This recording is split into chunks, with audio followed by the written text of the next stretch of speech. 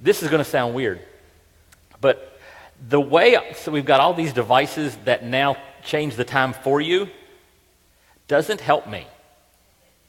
See, if you guys oversleep or miss your timing on Sunday morning, it's not really that big a deal, is it? You come a service later, you watch online, you call and say, I don't have any of those. I'm not allowed to say, I just slept, I didn't set my clock back, my clock didn't go off. So before we had devices that changed themselves, I had the routine. I'd get, that evening, I'd start changing every clock in the house, set all the alarm clocks. So by the time I got to bed, I had security that I would be awakened at the proper time the next morning. Now, some of them are going to change. Some of them aren't. Some of them are going to, I'll have to do it the next day. Some I'm going to have to find a manual somewhere because 6 months is just long enough to forget exactly how it is that the stove clock gets set. And I don't know about some of you, but, for some of us, the time change, that means the clock in my car is back to right again. Because there is some sort of voodoo that is involved in changing the clock in my car, my truck, so it's just not worth it. You just you just ride it out. Right? And so it's one of those, I like the extra hour, but there's some negatives that come with it. One thing, time change, the fire department will say, change all the batteries in your smoke detectors, and it's a good time to stop and think. So I thought today we're going to actually stop and think, and I'm going to start with 3 things for all of us that we need to actually just stop and consider on a regular basis. Like, hey, every 6 months or so, remind ourselves of these 3 things, and then we're going to go from there. And the 3 things that I want us to remind ourselves of are that our life starts with principles. Okay, or it should start with principles. That's how we decide what's important. If you're going to accomplish anything, live into anything in your life, you need to know what your principles are. What are the things that you value? Okay?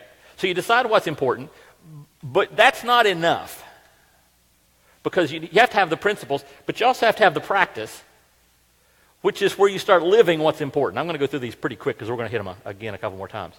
That's where you live what's important. And I'm afraid, I bet if I were to talk to a lot of people here and watching online, that if I were to ask you what's important to you, that you would give me a list of things. But if I were to check your calendar and your bank statement, that might not be reflected in your practice. And it's very important that, when you're giving yourself these checkups, okay, what are my principles? And are my principles reflected in the way I'm actually living my life? And then the third piece is my priorities, which is where I maintain what's important. And what I mean by that is, while your priorities may not change, the practices have to change because the people in the world around you change. For instance, if you're going to love your kids, that should be a priority for anybody that's got kids, right? Doesn't loving your kid look different when they're 6 months old than when they're 16? Yeah. Doesn't loving your spouse look different when you first get married versus 20 years down the road? So the way you practice, the way you carry these things out have to change. So it's a good idea once in a while just sit down and say, or sit down with your spouse or just by yourself and say, okay, what are my priorities? Does my practice reflect them? And do my priorities show up in my principles, my practice, and my priorities? Am I living those things out? Now, in the same way it's important for an individual to do that, I think it's very, very, very, very, very important for a church to do this. Because I know an awful lot of times, and I know a lot of people, and if you were to ask them what their value was worth for a church, what are your principles? They give me a list. But if I took the practice that they're doing, they would say it wouldn't match up very well. And a lot of it would be because their practice didn't match up over time. They just sort of slipped up and things shifted. Because gravity takes hold, and it moves us in ways we don't want to go, right? I mean, most of us spend a lot of time fighting gravity, right? That's why you work out. because gravity's doing things you just don't want being done. And a lot of your getting ready in the morning today was about gravity, right? Trying to overcome what gravity wants to accomplish in your life and what you don't want gravity to accomplish in your life. And you spend an awful lot of time fighting gravity. Well, there's a gravity in our lives that comes from the fact that we're sinners and we tend towards selfishness. And in the church, there's a gravity that happens. And a gravity can grab hold of a church and it can pull it in directions it doesn't want to go, if it doesn't have the priorities and the practice and the principles of how it wants to live. And it's not intentional about doing that. So today, we're going to be asking those questions about the church. What are our principles? What about our practice and our priorities? And the thing about your personal principles, you get to pick those. Really? I mean, honestly, you get to choose them. When it comes to the church, well, there's this guy. He started the church, and he rose from the dead. So we don't get to pick the principles for the church. Does that make sense? There's a lot of things in life you can pick the principle. We can't for the church because the guy who started the church, who said, upon this rock I will build my church, he's the one who gets to set the agenda. And so we're going to start, and we're just going to run through some things that Jesus said. And if you've been in church long, you'll have heard of every one of them. But we need to be reminded. We need to go back and look at them. And so today we're going to look at these verses, these things that Jesus said. And we're going to start with the time that somebody came up to Jesus and asked him, what's the most important thing? And it's in Matthew, right? Yep, it's in Matthew. They said, "Teacher, which is the most important commandment in the law of Moses?" Jesus replied, "You must love the Lord your God with all your heart, all your soul, and all your mind. This is the first and greatest commandment. A second is equally important. Love your neighbor as yourself. The entire law and all the demands of the prophets are based on these two commands." These things hang from these two commands. Now, there's a speaker right there. That thing looks big to me. And it looks like if it were to fall upon my head, I would cease to have any other problems. Right? And if you look at this huge speaker, if you look up top, you'll see there's a plug. You might not be able to see it, but there's a plug. I can see it from here. There's a plug which isn't doing diddly squat to hold it up, right? And then there's a cord, and there's a big heavy cable. That thing is holding it up, and the entire speaker is suspended and is held in place by that cord, that cable. And what Jesus says is, if you take all of the Hebrew Bible, all the Jewish Bible, you will look and see that there is a cord. There are actually two cords that are holding it up. And those cords are, love God with all your heart, soul, mind, and strength. And the second, that's wound around it, love your neighbor as yourself. That you can take all of the Old Testament and just smush it down into those two commands. So that's what we start. What's the most important thing? Love God, love people. Okay? How do we do those? Well, he's going to keep telling us. In what we call the Golden Rule in Matthew 7, Jesus said, "So in everything, do to others what you would have them do to you, for this sums up the law and the prophets." Oh, sums up, hangs from, holds together. Same concept, right? It says, I'm looking at this person here. And I look at that person, and I ask the question, what do they need? Okay? Do to others what you have. That doesn't say, Jesus didn't say, don't do, this is what you tell your kids, and it's wrong. Don't do to others what you wouldn't want them to do to you. That's not what that says, is it? It doesn't say don't slap people because you don't want to get slapped. It says, what would you want? Well, I'm in a situation where I am discouraged. What would I want someone to do for me? Encourage me. Exactly. So when I see someone who's discouraged, my job is to look at them and say, is it possible for me to encourage them? Does that make sense? So my job is, this is how I'm supposed to love people. Does that make sense? Jesus says, okay, love the Lord your God with all your heart, soul, mind, and strength. Love your neighbor as yourself. As yourself, do to others as you'd have them do for you. So I look at a person, and I don't say, what can they do for me? I say, what do they need from me? And then he takes it one more step. In John 13, he's giving one of his final instructions to his followers. He says, I give you a new command. Love one another. Just as I have loved you, you are also to love one another. So in other words now, I look at the person. See how it gets deeper every time? Love God, love people. How do I love people? I love them by doing for them what I would want done for me. And oh, by the way, I'm also to love them just the way they are. That's how Jesus loves us, just the way we are. Which is heavier because it's possible for me to help somebody and look down on them. Right? I can help somebody and not love them. And Jesus says, not only am I to help you, I am to help you by loving you. By looking for your needs more than my needs. And I am to look at other people, I am to love people that way. It's getting heavy, isn't it? This is heavy stuff. Now, Jesus gives these instructions on how we're supposed to be loving God by loving people. Did you see that part? How do I love God? I love God by loving people. Okay? Then comes this huge event you may have heard of called a crucifixion. That's where Jesus took all the sin, all the bad things we've ever done, all the wrongs we've ever done, and he died on a cross to pay the penalty for all that we've done, and then he rises from the dead. And then when he comes back, he starts teaching some more, and he concludes his teaching to his closest followers with this one. Another command, the Great Commission. It says, therefore go and make disciples of all nations, baptizing them in the name of the Father, and the Son, and the Holy Spirit, and teaching them to obey everything I've commanded you. And surely I'm with you always to the end of the age.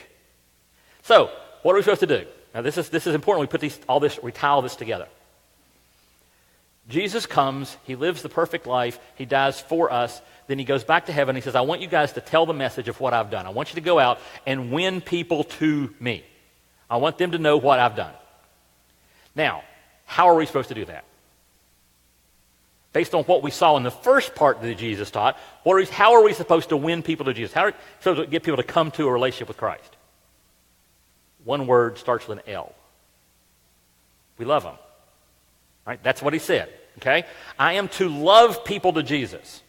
I'm not to harangue them to Jesus. I'm not supposed to yell them to Jesus. I am to love them to Jesus. Because if I'm going to love them the way that I love myself, the way that I would want to be treated, well, if I were far from Jesus, what would I want? I would want somebody to come and tell me about Jesus. That's what I would want. That's the biggest thing. In my life right now, if I were away from God, if I were far from God, the thing I would want most would be for somebody to come and lovingly lead me to Jesus. And so we are to love them to Christ. Now, the early church had a challenge. How do you do that? Because here was their biggest challenge. Jesus said, go into all the world and make disciples. And all the people that were there at the first beginning of the church were Jewish.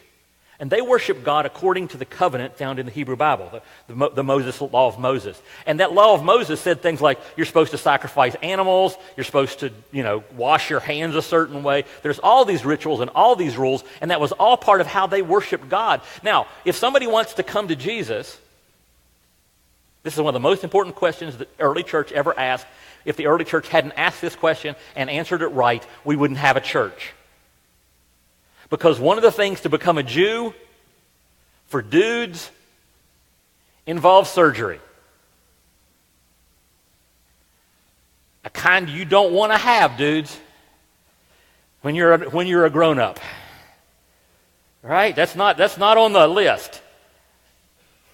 And the church had to ask the question, how many of these rules that are coming from the Moses covenant do we want to bring into the Jesus covenant? And it was a tough question. Matter of fact, if you look in the book of Acts, which is the record of the early church figuring itself out, there are 20-some chapters in the book of Acts. They don't get to the answer until chapter 15. It took them almost half the book, which ran over many, many years, for them to figure this out completely. And finally, in Acts chapter 15, James, who's the brother of Jesus, is speaking for the group and says, we've thinking this through. What do we do? It says, it's my judgment, therefore, that we should not make it difficult for Gentiles who are turning to God. We shouldn't make it hard. We should make it easy for people to come to God, which means no surgical center in your churches, no sacrifices, no rituals. None of you here are doing any of those things, right? You don't sacrifice goats. Please tell me you don't sacrifice goats. Unless you're calling it a barbecue, and then we're okay. Okay? You don't do rituals. You don't, right? None of this stuff, because we're not going to make it hard on Gentiles to come to Christ. Call that the great directive. And so, that's what Jesus teaches us about the church. That's the foundation. That's the initial point. I am supposed to love people so much that they come to a relationship with Christ. So, now, that's the principles. What about the practice?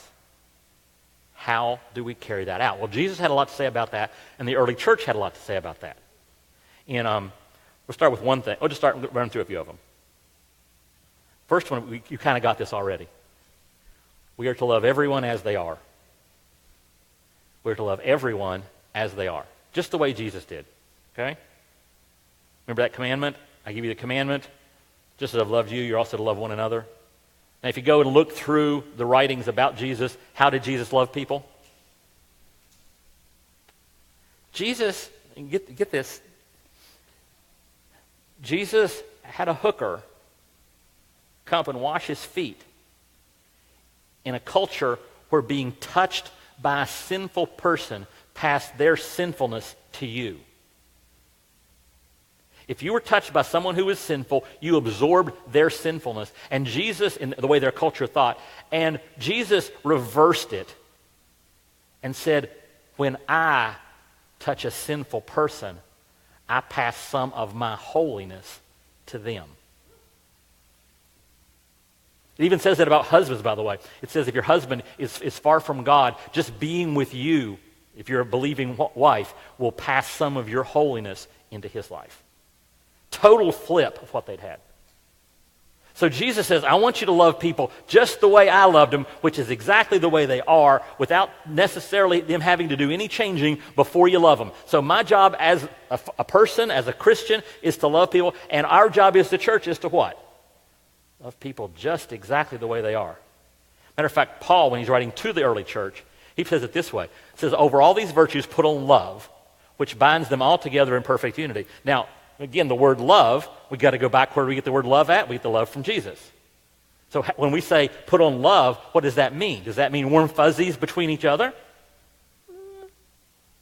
Does that mean just loving the people in the... No. Because for Jesus, love is almost always external, isn't it? When Jesus loves somebody, it's somebody out there. And he's loving them in spite of any failings they have, any flaws they have. So, what's supposed to hold, by the way, what's supposed to hold the church together then? Love. And what kind of love? External love. We're not to be unified because we really love each other, because we think we're crazy about each other, though that's a cool thing and a good thing. We're not supposed to love each other because we have a lot in common. A lot of people say that. You love somebody because you have a lot in common. No, Jesus says, I want you to love each other, the people out there, just the way they are, and the fact that you come together with like-minded people who love those people who are out there just the way they are, that will unify you when you come together. Because it overrules everything else. It overrides all your pettiness. It overrides all your personal stuff. It overrides everything because you recognize, I'm going to love the people that are out there.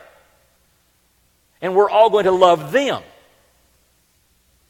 Which brings us to the next thing we learn that Jesus teaches us about the church, and that is we are to seek the lost wherever they are. We're to seek the lost wherever they are. Jesus said it about himself. He says, the Son of Man came to seek and to save the lost.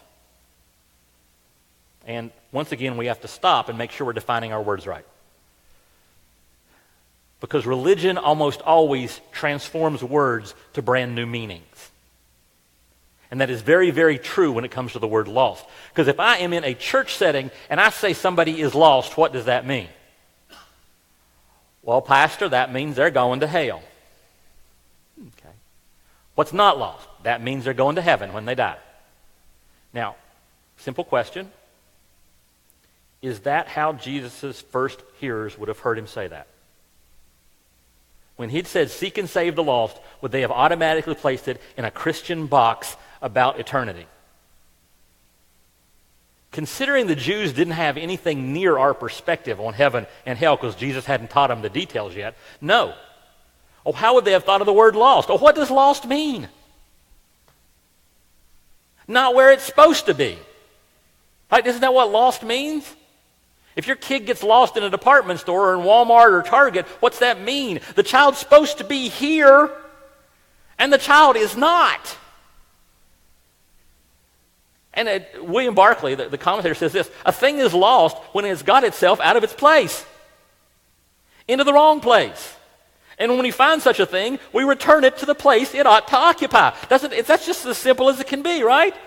Something is lost when it's supposed to be here and it's there. And if I am a caring person at all, when I see that thing is there, my job is to put it back over here. If I happen to be in Target and I see a child crying on the ground because they are, what's the loving thing to do? Get that kid found. Right? And that's how everybody heard that for hundreds of years when Jesus said it. When I am come to seek and save the lost, I am looking for the people who are in the wrong place. Usually in a spiritual component, they're in the wrong place. Now, this is something that church people have trouble getting because we want to put the super spiritual label on it. But the fact is that any of us are capable of being lost in this definition. Now, I'm not talking about losing your salvation. I'm not talking about being disowned by God. But all of us, have you been a Christian for a while? Have you been lost any? Have you had periods where you were not where you were supposed to be? Either you wandered away or you stomped away mad, but you got where you weren't supposed to be. And what is the Christian response to a person who is lost? They shouldn't have walked away. No. You return them to the place they ought to be. You help return. And why do you help return them? Because you love them. Now think about this for just a second when you're dealing with the people in your work and in your neighborhood and your family who are lost. How do I view them? Should I be mad at them because they act like people who are far from God? Should I look down on them because they don't know where they're supposed to be?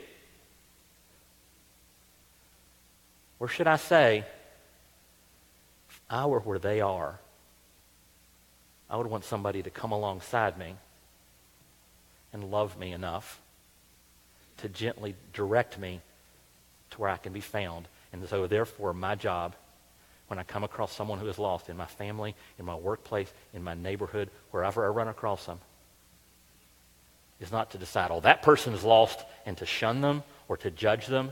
My job is to say, how can I help them get found? That make sense? Because we have to remember, Paul, when he's talking again to the church in Romans 8, he said, all have sinned. All would include us. And fall short of the glory of God, but are justified by his grace as a gift through the redemption that is in Christ Jesus. See, I was lost, and Jesus found me. And just out of curiosity, how did Jesus find you? It took a posse for him to find me. And take a posse for you? I mean, there was a grandma. I had a grandma who had, I don't know, I've got 40-some first cousins. And so it took her a long time to pray for all of us every day, and she did. She had 12 kids, and it took her a long time to pray for them every day, and she did. And she wore out her knees being part of my posse. And then God sent family, and God sent pastors, and God sent people, and God sent all the people it took to find me. And God took all the people it took, and he sent all the people it took to find you. And my view, my job, is to what? To be on the posses that God sends out to find people. This is, by the way, this is the place the posses gather. The posses come here, and they go out, and they see the lost, and they try to help them become found. Not so we can brag on it, so we can have anything other than the fact that we love them. And just like that little kid in Target, they need to be found. Okay? That's what we do. Now, when we're there, once we got them to there, we're not done yet. Because Jesus didn't say, just go and get people found, though. He said, do what? Go make disciples, right? So we're also encouraged, or to encourage everyone to develop spiritually, to grow into the person God designed them to be. I already read this, but here it is again. Go and make disciples of all nations. Disciple, a follower. Baptizing them and then teaching them to obey everything I've commanded you. So our job is then, once they're found, once they're here, help them grow into all that God designed them to be. And by the way, that best happens in community. That's not a solo activity. Hebrews, the guy who wrote Hebrews said, let us consider how we may spur one another on toward love and good deeds, not giving up meeting together as some are in the habit of doing, but encouraging one another, and all the more as you see the day approaching. Encouraging one another, bringing each other together. Can I let you in on something? Do you know anybody that says they don't need church to be a Christian? Anybody hear that once in a while? You don't need church to be a Christian. That's true. You need church to be a good Christian. Because here's my experience, and I've been at this a while. People who say they're going to be a Christian without church end up one of two places, or maybe both. They end up either lazy or crazy. Crazy. You know the Christian who has this blog with all the conspiracy theories about everything and all that stuff? That person's usually not in church because they're not getting any feedback. They're not getting the support. They're not getting the encouragement and the spurring on that they need, so they go crazy. But more common than going crazy is just getting lazy. I mean, I've met lots of people who say I can be a great Christian and I cannot go to church, and I've never seen any of them doing diddly squat to advance the kingdom, to help find the lost, to be God's purpose and God's hands and feet on earth. I've never seen any of them doing anything meaningful and consistent in that basis. Now, there may be some of them out there, but in my experience, you get either crazy or lazy, or both. Okay? So, I want to bring them to the relationship with Christ, and I do that by bringing them into the community. And finally, the last thing that we know as far as our practices, we're to make real lasting impact in our community and around the world. When Jesus, one of his last things he told to the early church, right before he left, he says, you'll receive power when the Holy Spirit has come on you, and you'll be my witnesses in Jerusalem, the local place, and in all Judea and Samaria to the end of the earth. So if the church is doing what it's supposed to do, it's doing these things. Does that make sense? Is there anything I said that wasn't just absolutely logically, almost transparently has to be true? Right? That stuff's all... It's hard to argue with any of those, right? So that brings us to the questions.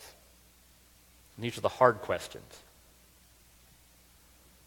What can prevent us from reaching those goals?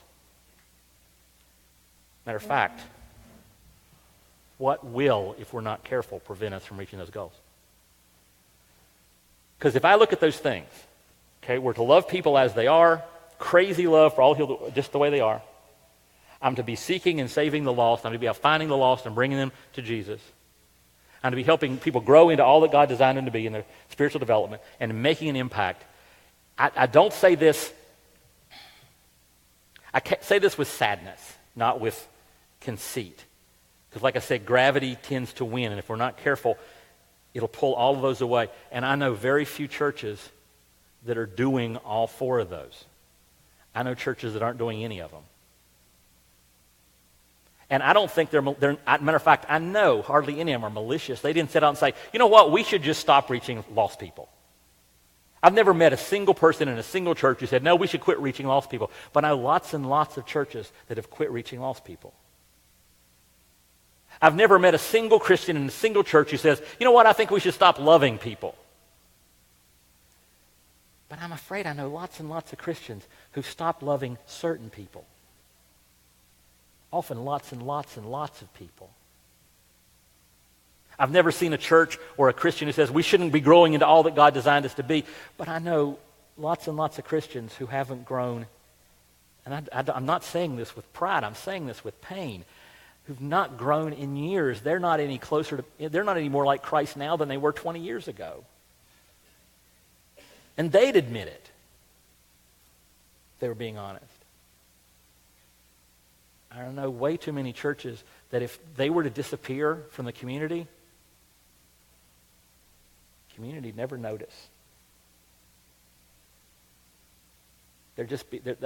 Someone might notice the building was boarded up, and that's all to be noticed. How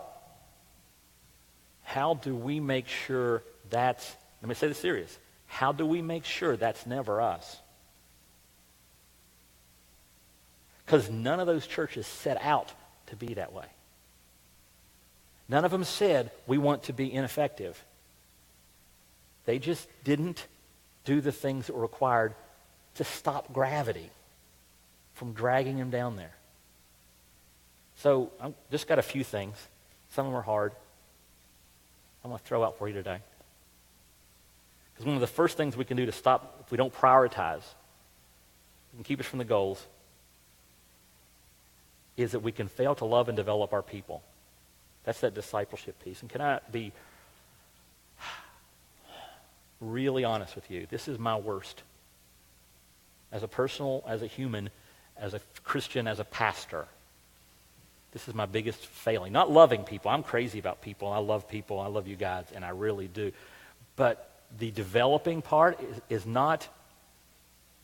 Here's why it's a problem for me. I am, for lack of a better word, a self-fed, self-motivated Christian. I accepted Christ when I was in 5th grade. Nobody took me under their wing. Nobody told me what to do. My parents weren't even Christians yet. And when they became Christians later in the year, a year or so later, they weren't in any position to really train me. There was nothing in our church to train me. It's a miracle. It's a God thing that I became anything resembling a good Christian. If I do resemble a good Christian. It's really a miracle I'm a pastor. Nobody saw that coming. Most people still don't see that coming. I accepted Christ, and I knew you were supposed to get baptized, so I marched up. There was no, you should be baptized thing. Nobody came. I just knew it, so I went up to the pastor and said, I need to get baptized. So I got baptized, and somebody said I should read the Bible. They didn't say how they shouldn't say. They said you should read the Bible. So I grabbed a Bible, and I started reading one chapter a night because that seemed like about right. It wasn't a program. It wasn't a plan. It was, I'm supposed to read it. I'm really good at duty.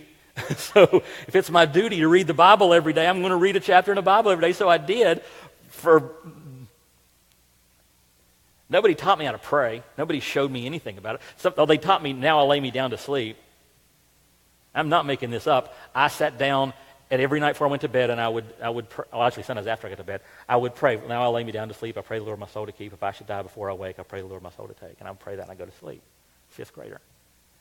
And somewhere along the way, God's Spirit starts working, and it's like, you should pray for more than that. So my prayer was, now I lay me down to sleep, pray the Lord my soul to keep. If I should die before I wake, I pray the Lord my soul to take. God bless Mom and Dad, and Rhonda and Carrie, and didn't have Matthew and Rebecca yet, so they weren't on the list. And I just started adding names of things I wanted God to bless, whatever that meant. And over time, that list got so long, I took the now I lay me down to sleep part off. I was in college. I was a freshman in college. I went to a group, and they gave me a little booklet on how to have a daily quiet time with God. First time anybody had ever shown me that. I was 18.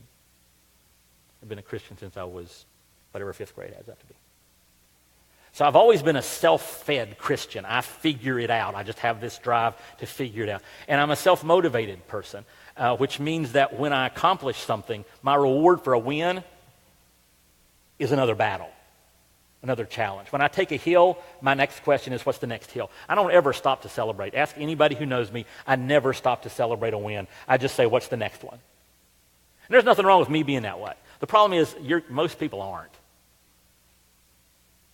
Most of you guys really need somebody to come around and put an arm around you once in a while and say, here's what you need to do to grow spiritually. Here's your next step. Here's what's next for you. Most of you need somebody who does a whole lot better job than I do, saying, that was an amazing win. Let me train you. Let me give you some time off. And I think that's one of the weakest things our church has because of me. And we're working really hard to fix that, just so you know. It's on this thing. Oh, one more thing, a couple things about that. That's why, by the way, that we push connection groups so hard. Because you'll only grow so much in this room. I know that. I get to talk to you, but I know that once a week, it's like charging your phone once a week. It's only got so much ability. That's also why, by the way, I started a few weeks ago. You guys have heard, I've mentioned it a couple times, my 2-minute jumpstart thing. You know who I made that for, by the way? Specifically, it's got a broad target, and there are lots of people using it, and I see a lot of families using it with their kids. I think that's awesome. You know who I made it for primarily? Guys. Because I know guys are busy, and we're up in the morning, and we're out the door, and we're busy all the time, and I thought, how can I help guys have a little bit of a start in their spiritual development in that daily quiet time? Because most of us don't want to read a devotional booklet because most of them are covered in ivy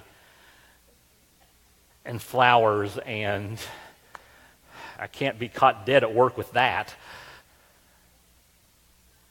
But if I do a 2-minute video, and it's right at 2 minutes every day, just a little quick Bible lesson that you can listen to, you can pop it up on your phone and play it in your car on your way to work, and you get a 2 minutes jump start in your spiritual thing, and then you do that, and then you pray the rest of your way to work, and you've got your start on a quiet time. And just like God built mine over time, God can build yours, but it's a foundation piece for you. I'd encourage you to grab that and go with it, because that's what it's for, is to give you that little piece to help you start developing into the person God designed you to be, or to maintain your growth and development. So anyway, that's the first one. Second one, they get a little harder for everybody else, is when we as a church and as Christians place our needs before the needs of others, especially the lost. See, here's where there's another P word that shows up. We've talked about principles and practices and priorities. There's one other P word that pops in, and this is the bad one. There can be the bad one, and that's preferences. Preferences are what I prefer in church. And do you know what the importance of Steve's preferences for church are? Absolutely nothing. Doesn't matter if I like it, doesn't matter if I don't like it. Because what's the priority? Seek and save the lost. Helping the saved come to a deeper relationship with Christ. That's what's important, not whether or not I'm happy with anything that's happening. I have this thing, I'm really hard on myself. So after a sermon, somebody asks me, how'd it go? I say, I've never given myself an A for a sermon, ever. Or maybe once or twice.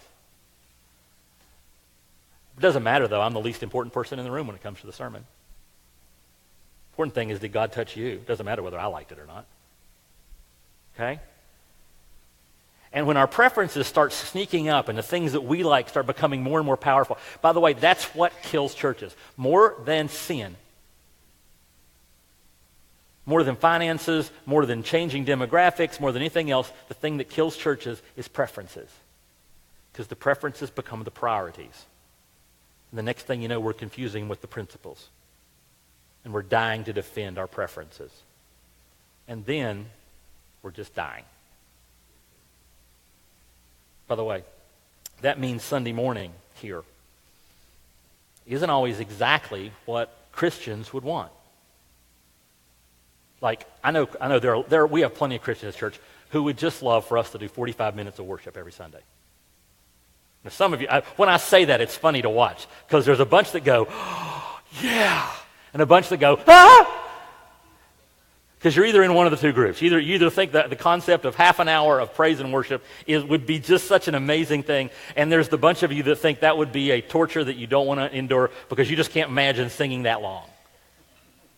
Okay, and I'm not here to say who's right and who's wrong. I do know that people who are far from God are more likely to be in the group.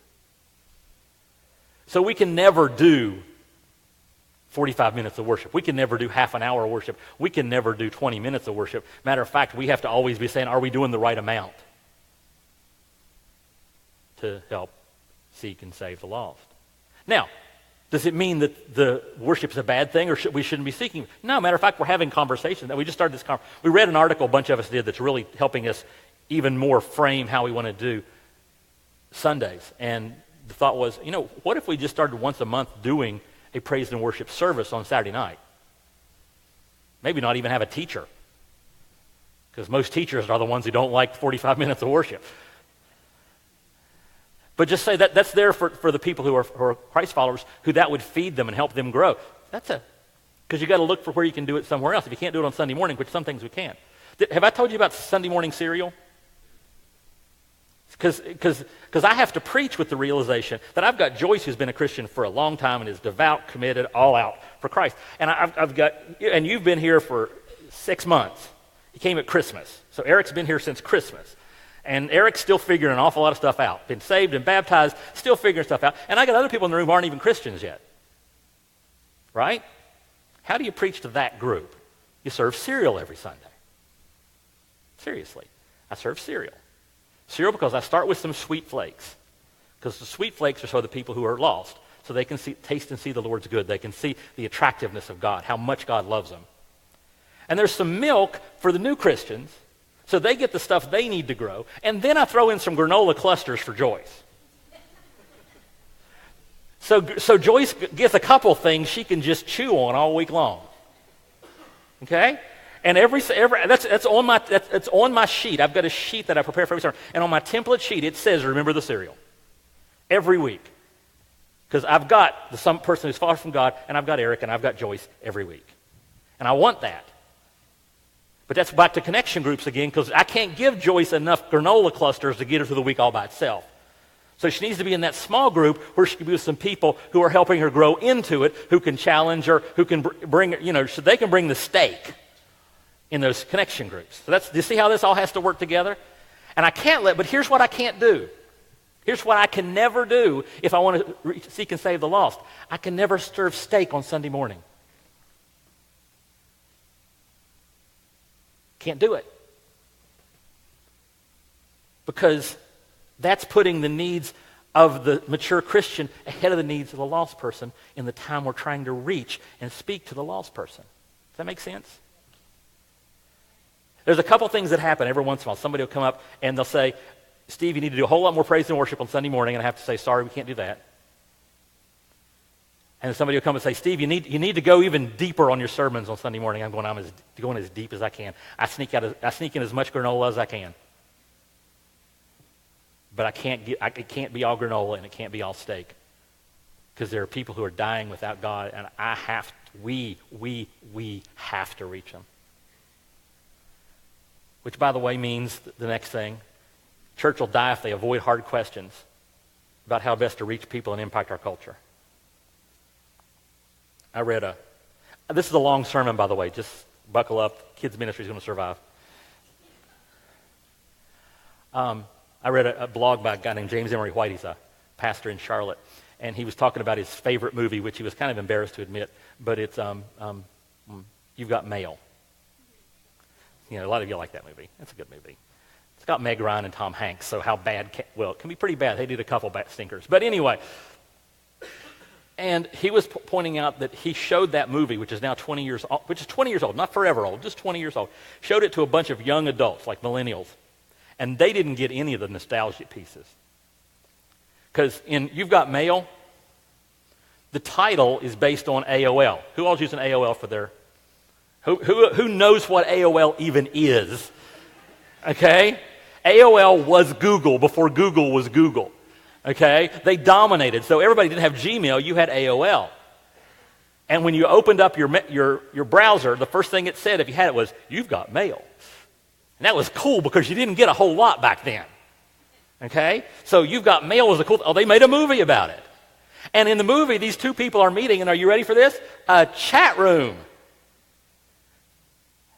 I remember those. And they got there by using dial-up internet. Okay? Oh, things have changed just a touch, haven't they? Okay? We have to ask the questions that our culture is asking, not the ones that we were asking 20 years ago. That's why we're starting next week with the Seek First to Understand, where I'm going to be, and we're going to start with just a Q&A session. It's Saturday night at 6. It'll be here, but it'll also be online if you want to watch it that way. I'd like for you to be here because I like people. But just asking the hard questions and saying about society, and I've got some stuff planned I don't want to go into. I'm going to try to once a quarter where we're doing things that you're not supposed to talk about in church. that relate to how we should be relating to our culture so that we can what? Oh yeah, seek and save the lost, because it helps me to reach somebody if I understand them. And I don't just tell them what they ought to think, but I understand how they actually think. I haven't moved on this one at all. I just thought of it last night. We were in a restaurant, and there was a Muslim family in there. And I thought, I don't know anything about how they think. I'm not talking about terrorist Muslims. I'm talking about go to El Burrito Muslims. And 3 of them are wearing the headgear and one's not. I need to find a way for us to talk to those people so we can understand, because we have to understand them if we're going to love them and if we're going to reach them. Hard questions. Okay? And then the final one is kind of obvious. Our church can go down the bad path if we fail to make the changes necessary to reach the goals. You ever had a computer that you just loved, and when it started to go down, you kept replacing stuff? You got it a new hard drive, you added new memory, you put new programs on it. You just keep adding, until finally you take it to the shop, because you can't do anything with it. You take it to the shop, you say, what do we got to do to get this thing up and running again? And the guy looks at it, or the gal looks at it and says, I can't even scrap this for parts. There is nothing on here that I can use for anything. You have got to get a new computer because this one's never heard of the internet. Okay? I have friends, pastor friends. And for them to reach the current generation, they need a new computer. There aren't upgrades that'll get them there. They can't add memory and get there. They can't make little tweaks. They need to throw almost everything out and start from scratch. Now, their churches didn't start out with that decision. That wasn't their idea. They didn't say, hey, let's make ourselves irrelevant. But really, they have built such a culture now that the only people they can reach are people who were raised in church. It's the only people they don't speak a language that goes. Kim and I were at Zaxby's a couple weeks ago on a Wednesday night, and we just had a meeting or something. Was it Wednesday or Tuesday? Anyway, I had a meeting afterwards, and we're in there for eating before the meeting, and 6 pastors came in. How'd you know they were pastors? They had to be. Just the way they were dressed, they were pastors. There was no doubt in my mind. It was the sports jackets. It was the one not wearing socks. It was just the whole vibe said, "Hey, you've seen a herd of pastors in the wild." And I'm willing to bet most of them are in a situation like that, because there's that. You know how you get there? You get there by looking at one thing and saying, we don't want to make that change because it'll make us uncomfortable. We don't want to make that change because it violates one of our preferences. We don't want to make that change because. They make one, then another, all the way to obsolescence. You do recognize that of all the churches mentioned in the New Testament, none of them are in existence today. Not one. Church at Ephesus, gone. Church at Corinth, gone. The 7 churches of Revelation, gone, 7 times gone.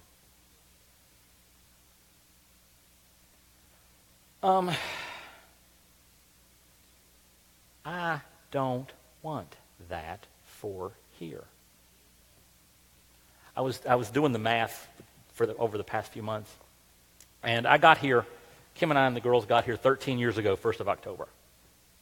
And we had the first service, a little gathering thing, for the people that wanted to start Spout Springs Church about 13 years ago this month, in that little white building over there, which was down there. You find out more about that at Step 1 class. And if I'm doing my math right, I think I'll probably try to clock out from here, not die, but move on, about 70. I think I can make it to 70. I think I got That's reasonable, I think. And I think about 70, I'll slow down so much that you guys wouldn't want me as pastor anymore anyway, because you guys need an high-energy pastor. So I think I got 14 and a half years left.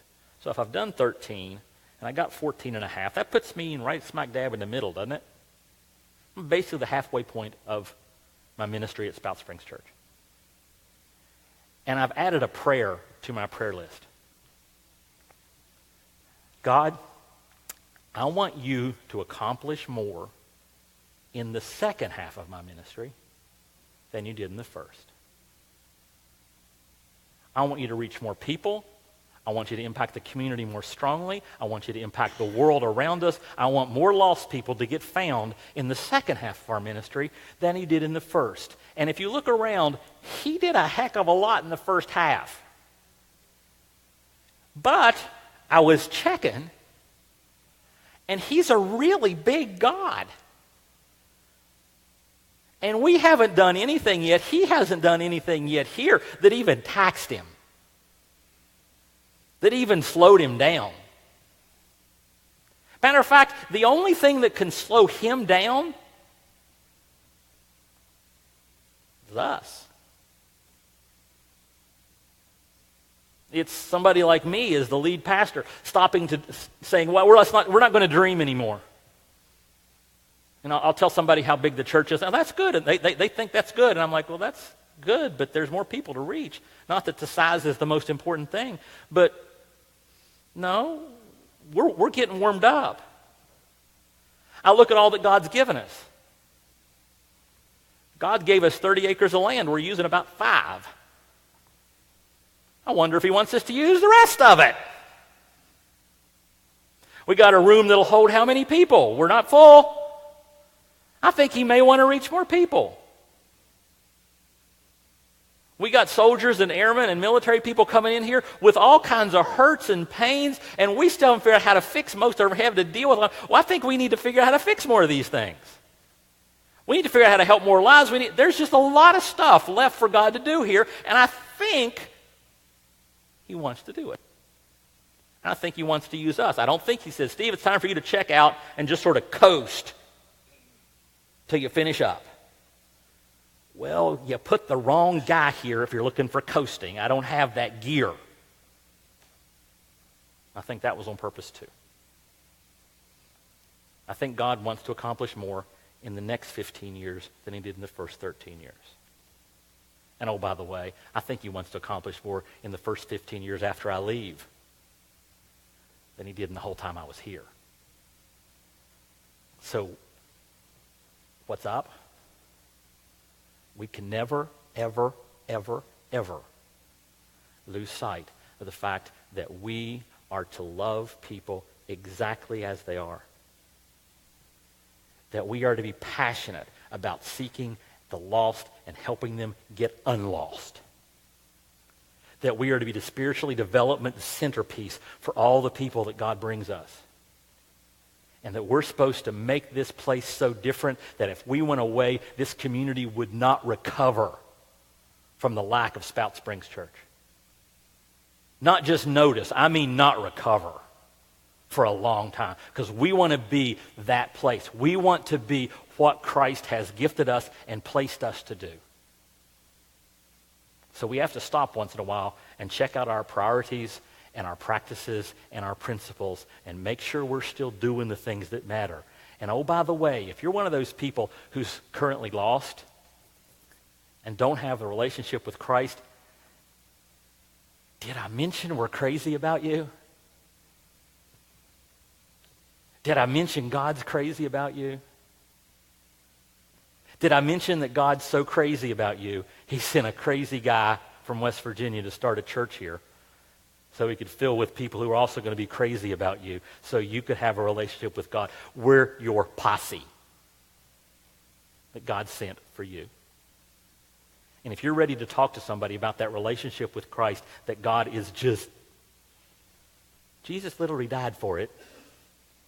After service, you can just grab one of these blue bags. We have some on the sides of the stage. We have some on the back on these tables. If you grab a blue bag, there's somebody who's trained. They'll take about 10 minutes. They'll walk you through the contents of the bag. show you how to have that relationship with Christ. If you have the relationship with Christ, well, I think you ought to shout it from the rooftops, or you could get baptized. It's hard to get on rooftops. If you've never been baptized, we do that the first Wednesday of every month, which would be this Wednesday. If you shoot an email today, you can probably still get into this month's baptism. If not, we got it the next month. We've also got our step classes where we talk about tell you about the church, let you know what this place is about. Do that on the Step 1 classes tonight. It's in the Steel Fortress Cafe. I teach that one. It takes about an hour. We have childcare. Just show up. I love surprises, so come on out. It's also possible that while we've been talking that there's something you want to pray about. We've got a cross right in the corner. It's a place during this next song where you can just go over and pray about whatever it is. You want to pray with somebody, we've got some people around the outside of the auditorium lined up for that. If you want to take communion, to again remind yourself of how crazy God is about you, we've got a communion station here and one in the back as well.